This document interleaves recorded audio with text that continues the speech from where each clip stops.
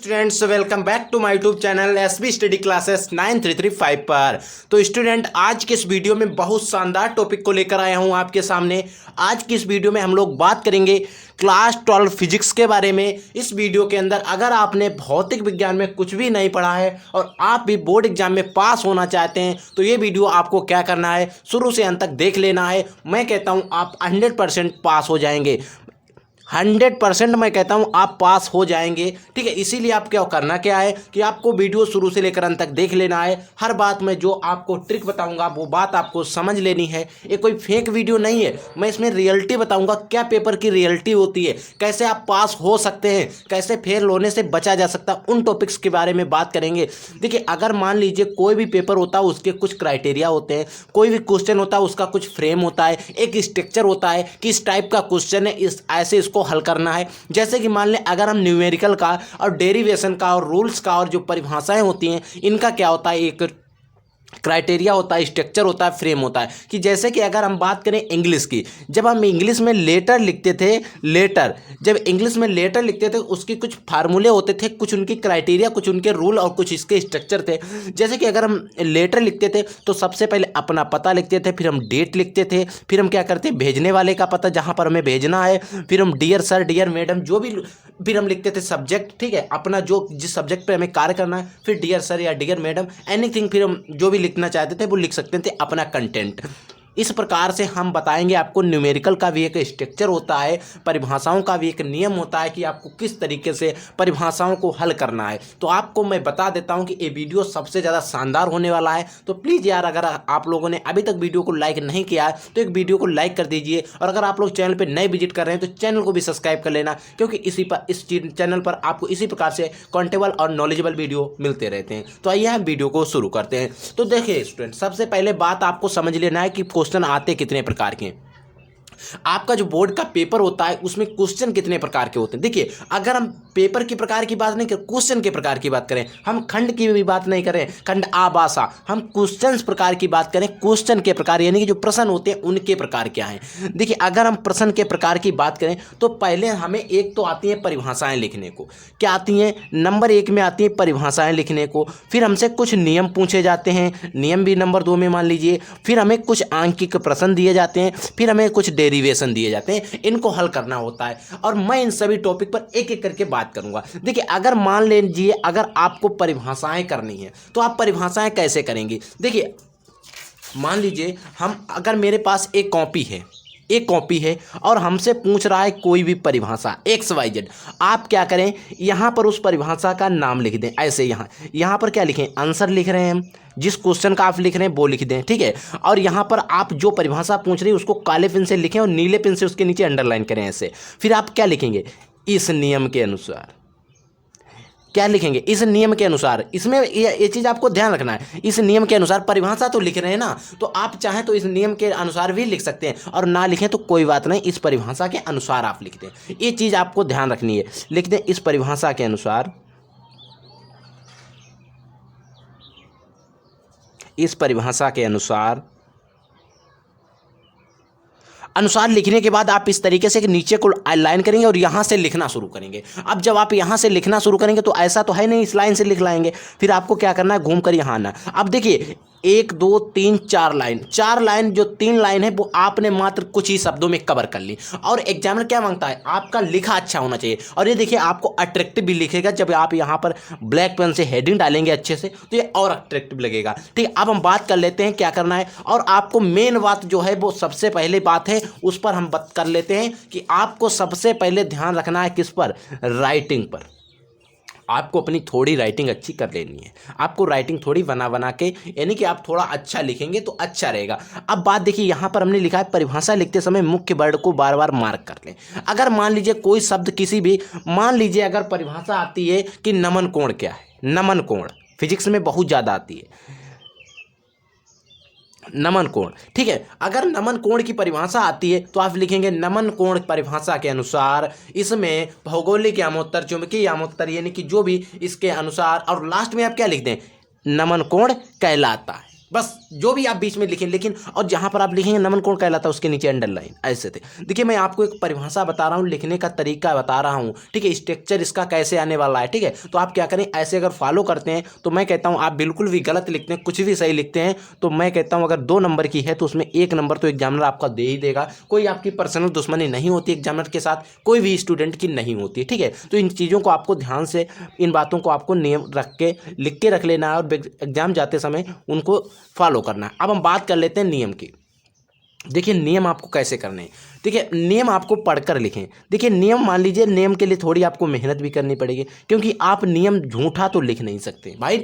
अगर नियम की बात करें तो आप झूठा नहीं लिख सकते, और न्यूमेरिकल की बात करें तो उसमें खुद कंटेंट आपको पूरा दिया होता है, तो न्यूमेरिकल तो आप झूठा लिख नहीं सकते। तो आप क्या करें, परिभाषा, नियम के लिए आप क्या करें, आप यहाँ पर आपका जो भी आंसर लिख रहे हो तो फिर आप यहाँ पर जो भी आपकी हेडिंग है उसको हेडिंग डालेंगे और नीले पेन से आप इस तरीके से अंडरलाइन करेंगे और क्या लिखेंगे, इस नियम के अनुसार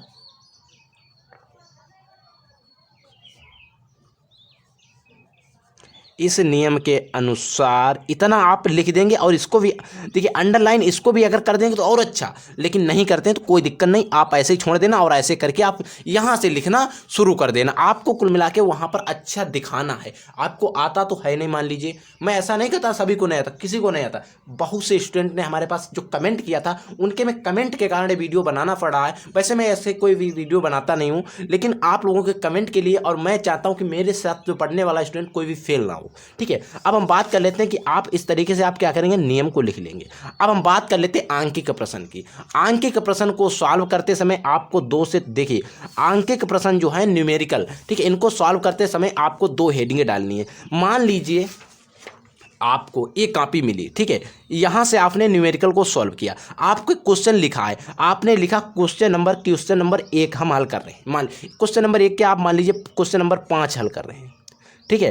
क्वेश्चन नंबर 5 का आप लिखेंगे यहाँ पर आंसर लिखेंगे, लेकिन आंसर लिखने के बाद आप एक और हेडिंग डाल दीजिए, क्या, सोल्व, क्योंकि न्यूमेरिकल तो आप सोल्व ही करेंगे, आप ऐसे हेडिंग डालेंगे सोल्व, और आप इसके अंदर हेडिंग डालेंगे क्या,